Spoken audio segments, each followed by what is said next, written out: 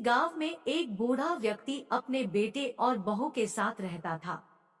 परिवार सुखी संपन्न था, किसी तरह की कोई परेशानी नहीं थी। बूढ़ा बाप जो किसी समय अच्छा खासा नौजवान था, आज बुढ़ापे से हार गया था। चलते समय लड़खड़ाता था, लाठी की जरूरत पड़ने लगी। चेहरा झुर्रियों से भर चुका था, बस अपना जीवन किसी तरह व्यतीत कर रहा था।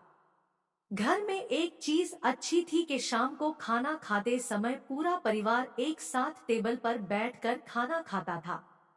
एक दिन ऐसे ही शाम को जब सारे लोग खाना खाने बैठे, बेटा ऑफिस से आया था, भूख ज्यादा थी सो जल्दी से खाना खाने बैठ गया और साथ में बहू और उसका एक बेटा भी खाने लगे। बूढ़े हाथ जैसे ही थाली उठाने को हुए, थाली हाथ से छिटक गई, थोड़ी दाल टेबल पे गिर गई। बहू बेटे ने घृणा दृष्टि से पिता की ओर देखा और फिर से अपना खाने में लग गए।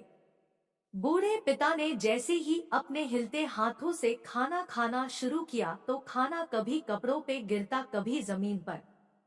बहू चिढ़ते हुए कहा, हे राम, कितनी गंदी तरह से खाते हैं, मन करता है इनकी थाली किसी अलग कोने में लगवा देते हैं। बेटे ने भी ऐसे सिर हिलाया जैसे पत्नी की बात से सहमत हो। उनका बेटा यह सब मासूमियत से देख रहा था। अगले दिन पिता की थाली उस टेबल से हटाकर एक कोने में लगवा दी गई। पिता की डबडबाती आंखें सब कुछ देखते हुए भी कुछ बोल नहीं पा रही थी।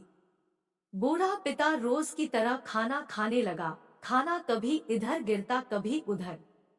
छोटा बच्चा अपना खाना छोड़कर लगातार अपने दादा की तरफ देख रहा था। माँ ने पूछा, क्या हुआ बेटे, तुम दादाजी की तरफ क्या देख रहे हो और खाना क्यों नहीं खा रहे? बच्चा बड़ी मासूमियत से बोला, माँ, मैं सीख रहा हूँ कि वृद्धों के साथ कैसा व्यवहार करना चाहिए। जब मैं बड़ा हो जाऊंगा और आप लोग बूढ़े हो जाओगे तो मैं भी आपको इसी तरह कोने में खाना खिलाया करूंगा। बच्चे के मुंह से ऐसा सुनते ही बेटे और बहू दोनों कांप उठे। शायद बच्चे की बात उनके मन में बैठ गई थी, क्योंकि बच्चा ने मासूमियत के साथ एक बहुत बड़ा सबक दोनों लोगों को दिया था। बेटे ने जल्दी से आगे बढ़कर पिता को उठाया और वापस टेबल पे खाने के लिए बिठाया और बहू भी भागकर पानी का गिलास लेकर आई कि पिताजी को कोई तकलीफ ना हो। अगर आपको ये कहानी अच्छी लगी हो तो प्लीज़ हमारे चैनल को सब्सक्राइब ज़रूर कीजिएगा।